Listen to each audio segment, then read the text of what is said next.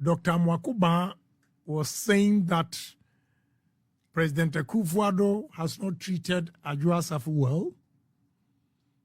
The party has not treated Adwoa Safo well.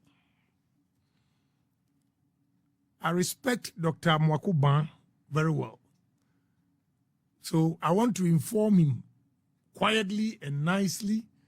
I will not insult, I will not do anything. But to let him know that there are fine gentlemen and women in the party that have made several efforts to talk to Adwoa. First is the president himself. I don't know why he has a soft spot for Adwoa Safo. 2 is the chief of staff. 3 is Honorable Che Mensah and myself. Dr. Mwakuba, what the treatment Adwoa Safo is giving to NPP today, if you think Adwoa Safo's seat is declared vacant, we are going to lose. We've already lost again. Already. We've lost because the woman is in the name of NPP, but she doesn't come to parliament. And now let me tell you, the true sons and daughters of NPP, how we behave and think.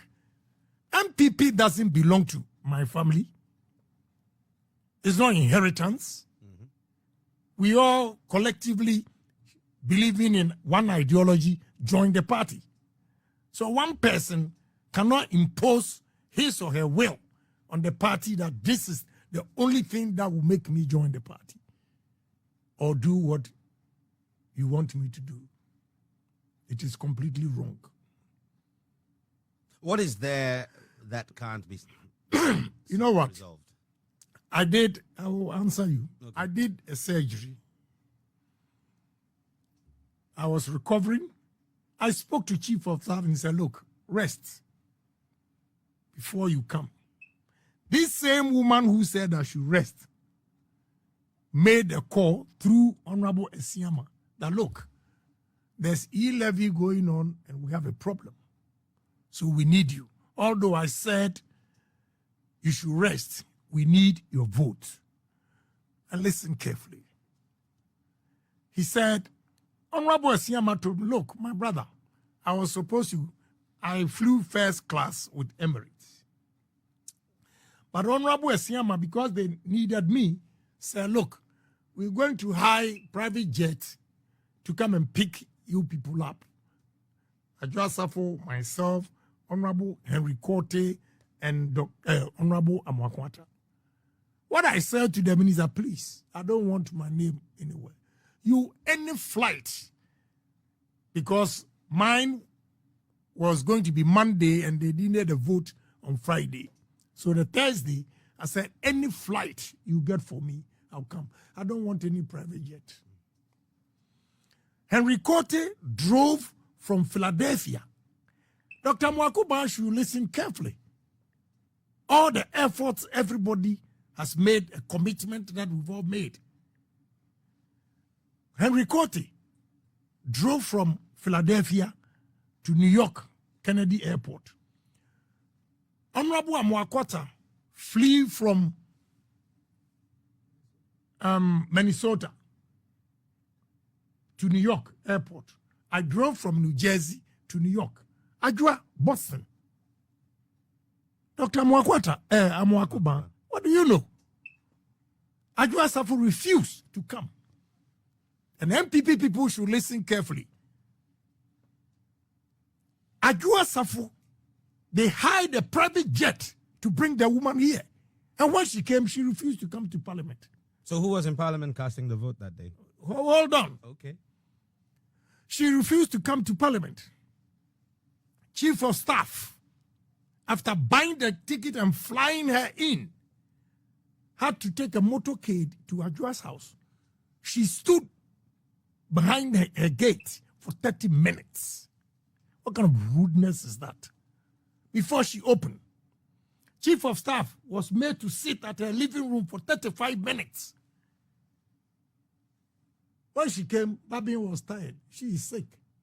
He's sick. He can't wait. If you can't get your numbers, so be it. and we couldn't vote. Going back, she was demanding another private jet. Excuse me. Dr. Mwakuba, I'm sorry. Please. You don't know what has transpired. Look, about 3 weeks ago, we went to Rock City. Rock City. They put pressure on me to call Adwoa Safo. I placed the call through my daughter 13 times. She refused to talk to me. She refused. What do you want us to do again? My daughter said to me that, oh, Daddy, my birthday, I've not received my birthday present. She was born 27th December. I said, okay, put your mother on the line to give me account and I'll let my friend transfer the money. She refused to talk to me. I heard it. The girl was holding, Mommy, Daddy wants to talk to you. She refused to talk to me. A chief had traveled to where she is just to convince her. She refused to come. Dr. Mwakuba, if we lose Kwabenya's seat, we've already lost. By her behavior, we've lost. So if there's a by-election that we lose, we don't lose anything. Case closed. Look, I have 2 kids with her, so I'm very, very careful the way I go about things. Family issues are put aside. All what I'm telling you is political efforts that we've made. I applaud Dokua. Dokua had just delivered 2 weeks. She left the baby to come here. The second one, she came. Adwoa says no. And now look at the conditions. Dr. Mwakuba, I respect you. What are her conditions? Adwoa now is saying that before she comes, Daniel should listen. Agyapong, I'm not a madman just to go and talk.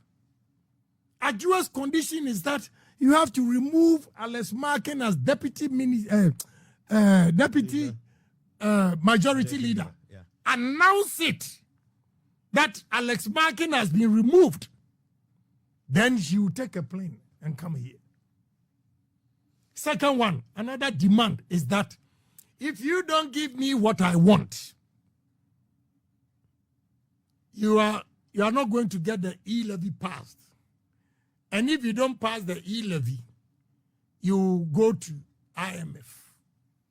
So unless you give me what I want, I'll never come.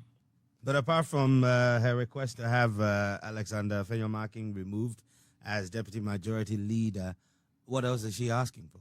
What I just told you, that I will not come.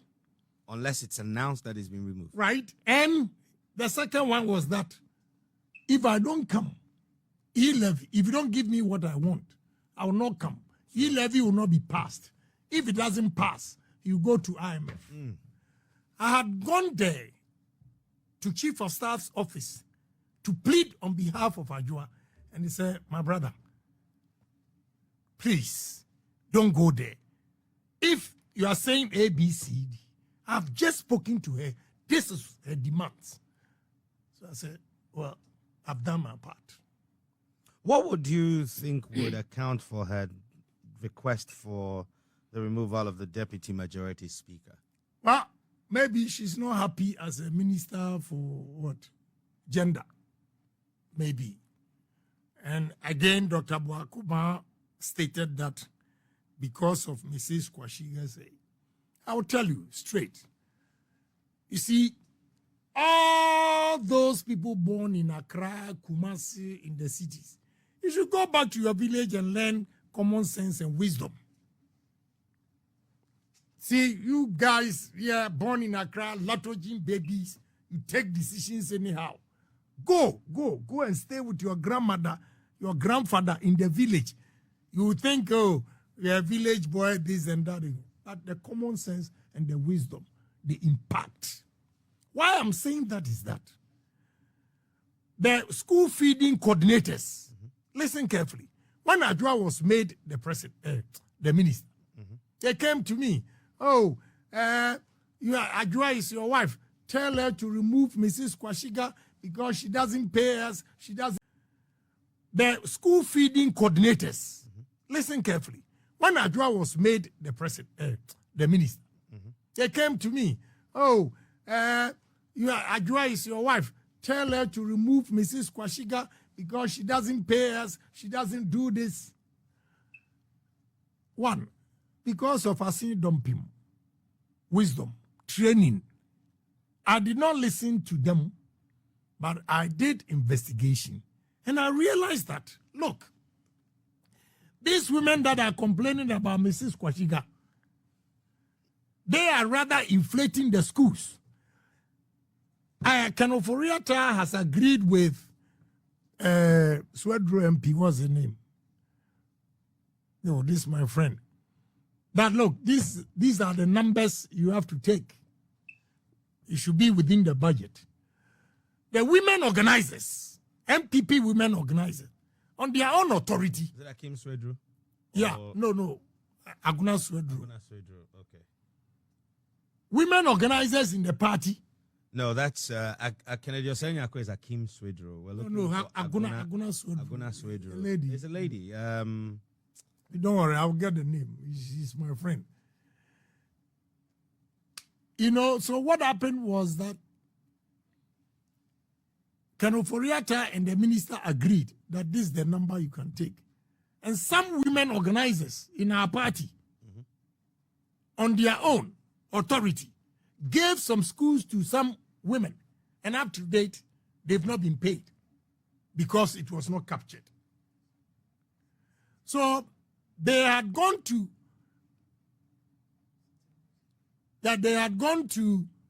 Mrs. Kwashiga to change the names of the schools or put in more schools for them. Then he said no. Cynthia Morrison is the name. Yes, Cynthia. She should, today, what she will do to me? My good sister, I have a problem now. So these coordinators, they were pushing the woman, and the woman said no. But you see, they made a U-turn, came and complained that I should convince Adwoa to remove Mrs. Kwashiga, which I didn't do it. Unfortunately for her, she didn't listen or investigate. And within 6 months in office, you said that the coordinator should leave. And let me tell you straight. Let me tell you, I don't miss words. Me, in NPP, and you media people, the way you twist, I want to state it emphatically. And it should be reported as it is. Not twisting. Two things. Family matters, I will not discuss here because Adwoa is good, taking care of my kids. But politically, I will choose Mrs. Kwashiga over Adwoa anytime. Anytime, any day. Because we have to reward hard work, commitment to party. Those days that Kwashiga put his life on the line for NPP party, where was Adwoa Safo? And you come to office in 6 months, you write a letter without even consulting the president. You write a letter to sack the woman. The only thing the president got to know was that it was in the papers that Mrs. Kwashiga has been sacked. What is this? So if the president instructs you to reinstate the woman, Otikwapai, Dr. Mwakuba, we respect you, you're a very good man, a loyal party, but respectfully, before you also comment, you should investigate and ask questions. Before you go and put it out there, if we lose, so what? We've been in opposition before. Why have we been threatened all the time? You lose, you lose, you lose. Do you consider that a threat? Yeah, of course. That if you make a mistake and remove Adwoa Safo. I want to tell Dr. Mwakuba that Adwoa Safo is in parliament in the name of NPP, but we are in opposition. So if we lose, we go to by-election and lose. it doesn't make a difference, I tell you.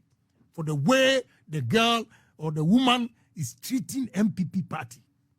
Look, we all have problems in the party. Me, let me tell you, all the sacrifices I've made, with the exception of the judge that I was annoyed, they wanted to take my land and I insulted them.